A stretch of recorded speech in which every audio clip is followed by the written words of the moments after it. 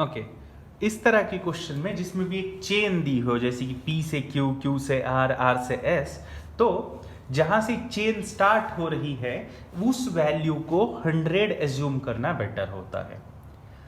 लेकिन इस particular question में आप देखोगे तो वैसे तो चेन जो है वो P से Q, Q से R और R से S है, लेकिन फाइनली देखोगे तो उन्होंने S की वैल्यू दी है और Q की वैल्यू पूछी है। S की वैल्यू दी है और Q की वैल्यू पूछी है। इसका मतलब चेन जो हमारे लिए इंपॉर्टेंट है वो Q से लेके R से लेके S तक ही है। That means what is happening between P and Q is not relevant for us. तो इस पर्टिकुलर चीज को नोट करके आप अगर सॉल्व करते हो तो आपको P को लेने की जरूरत नहीं। इसका मतलब क्वेश्चन की लेंथ हमारी और कम हो गई।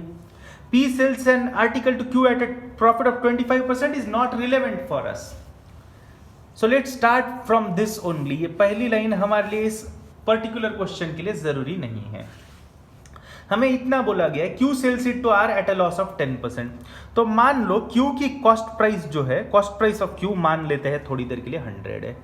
तो ये अपनी लॉस कॉस्ट प्राइस 100 का 10% लॉस, मतलब 10 रुपए लॉस लेके R को सेल करेगा। तो he will sell to R at 90। इसका मतलब R विल परचेस एट 90। इसका मतलब the cost price of R will come out as 90।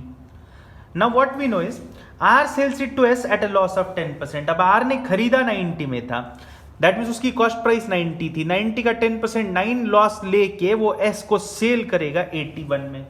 इसका मतलब S की कॉस्ट प्राइस, परचेसिंग प्राइस होगी 81। But we know that S pays rupees 8100। S की purchase price 81 नहीं है, रियलिटी में 8100 है।